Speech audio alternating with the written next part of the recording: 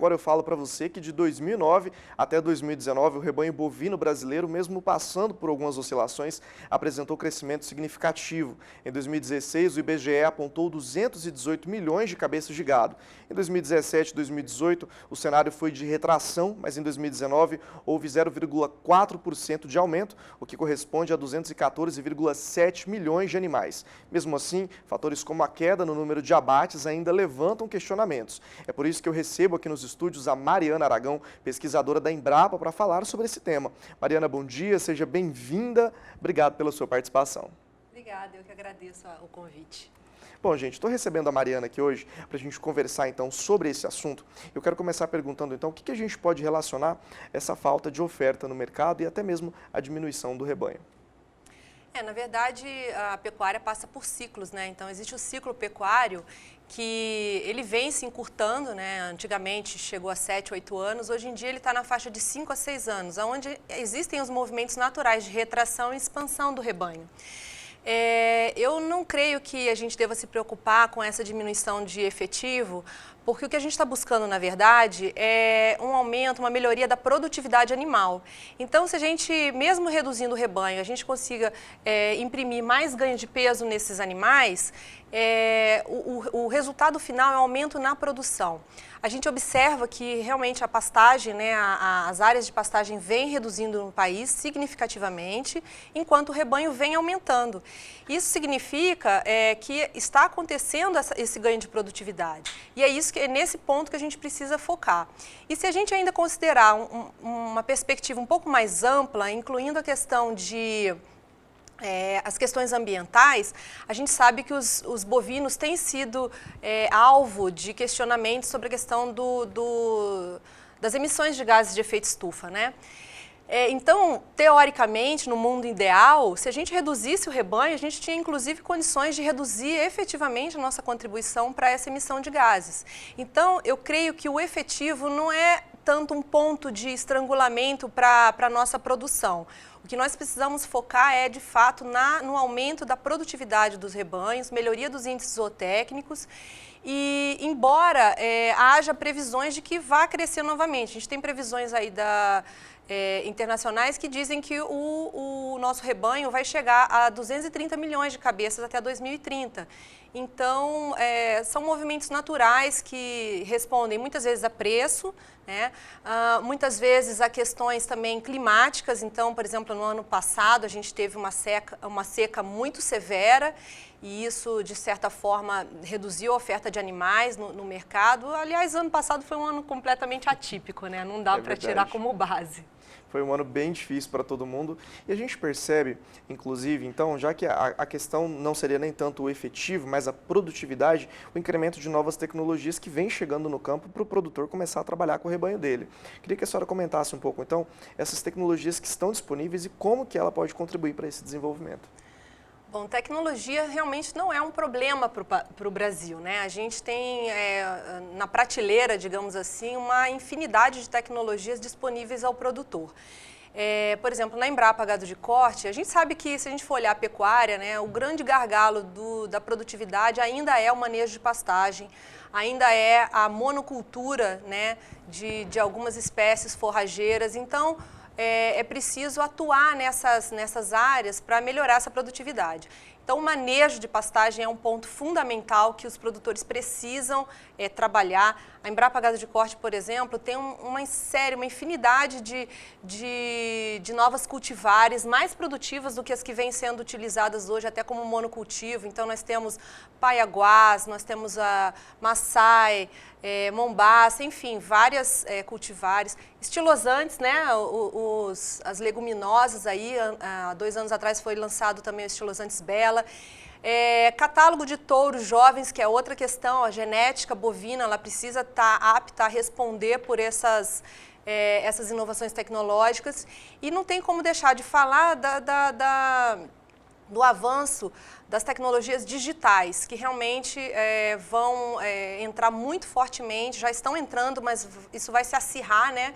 Essa entrada das tecnologias digitais. Então, nós da Embrapa Gado de Corte temos várias soluções tecnológicas, aplicativos, planilhas que estão disponíveis na nossa página gratuitamente para o produtor. Então, só para vocês terem uma ideia, né, temos aí o Pasto Certo, que é uma tecnologia que ajuda o produtor a escolher a forrageira, né, comparar forrageiras, cultivares. Nós temos Suplementa Certo, nós temos somente para tomada de decisão na questão de cria, né, de qual manejo reprodutivo utilizar. Enfim, na parte de gestão também, nós temos controle financeiro, Control Pack, Custobov, que faz custo de produção, uma infinidade de tecnologias. Elas estão disponíveis, mas muitas vezes esse acesso, né, a chegada dessa tecnologia para o produtor é que acaba sendo um pouco mais complicado, porque nós, como pesquisadores, como uma empresa de pesquisa, temos uma dificuldade de chegar a essa tecnologia. Então, nós contamos com a nossa rede de parceiros para que isso aconteça no campo e o produtor tenha essa possibilidade, né, de aumentar a produtividade.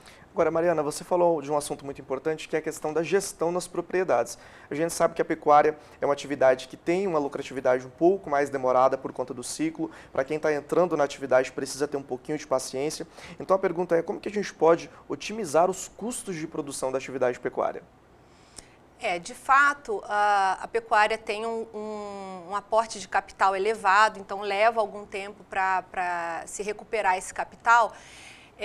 O ponto principal para quem está entrando na atividade realmente é planejamento, né? Essa é a palavra-chave para quem está entrando, mas também para quem já está na atividade. É claro que quem está entrando é um mundo novo, então esse planejamento tem um papel estratégico muito importante, porque ele vai ter que definir qual mercado ele vai atuar, como é que é a região onde ele está estabelecido, né?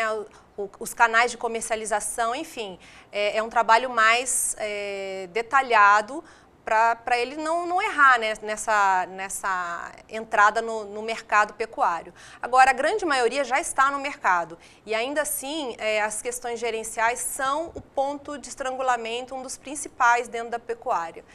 E quando eu falo isso, na verdade, a gente sabe que muitos produtores ainda não fazem um controle zootécnico, a parte financeira ainda é muito desestruturada, normalmente os gastos da família estão misturados com o próprio gasto da fazenda e isso traz uma confusão em termos de análise. Como é que ele vai saber se a fazenda é rentável ou não, se ele está fazendo retiradas do capital da empresa, né? Então, ele tem que trabalhar com a propriedade como se fosse uma empresa, mesmo que não seja pessoa jurídica, né?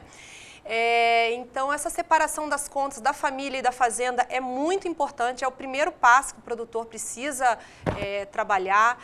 E depois que ele começar a controlar tanto os índices zootécnicos quanto as questões financeiras, ele vai ter mais clareza de quais são os fatores críticos para a sua situação específica em que ele precisa atuar de forma mais criteriosa. Então, a gente sabe, como eu disse, que manejo de pastagem é um ponto que quase todos têm problema.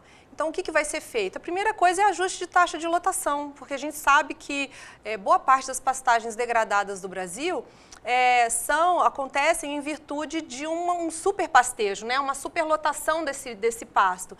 E se o produtor reduzir essa carga, só esse manejo de ele aliviar e ajustar essa carga, vai sobrar mais pasto, ele vai poder manejar melhor esse rebanho que ele tem e os animais vão ganhar mais peso. Isso sem botar a mão no bolso, né? Que é uma questão que muitas vezes o produtor fala, mas é caro reformar a pastagem. Antes de reformar a pastagem, procure trabalhar com o que é a tecnologia mais barata, que é o quê? Manejo. É o como fazer e não o quanto colocar de dinheiro ali. Agora, claro, chega num ponto que o produtor precisa realmente investir na reforma de pastagem, ele vai começar numa área menor para poder criar esse capital para poder depois investir nas outras áreas. E assim ele vai evoluindo. Mariana, o nosso tempo está acabando, aliás, o nosso tempo já acabou, mas eu queria te fazer uma última pergunta, o programa está muito rápido, mas eu queria saber as expectativas para a pecuária em 2021. As expectativas, a gente ainda está num momento de muita incerteza, não é?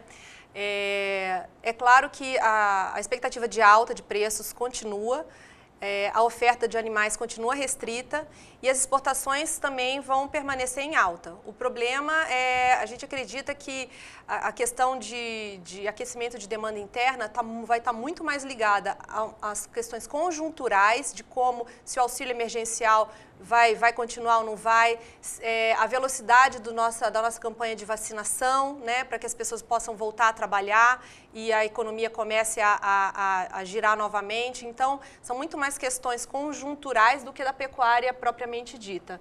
Mas acho que, de uma forma geral, ainda é otimista, né? Porque o ano passado, que foi tão complicado, a pecuária foi tão bem, então eu não imagino que esse ano vai ser pior.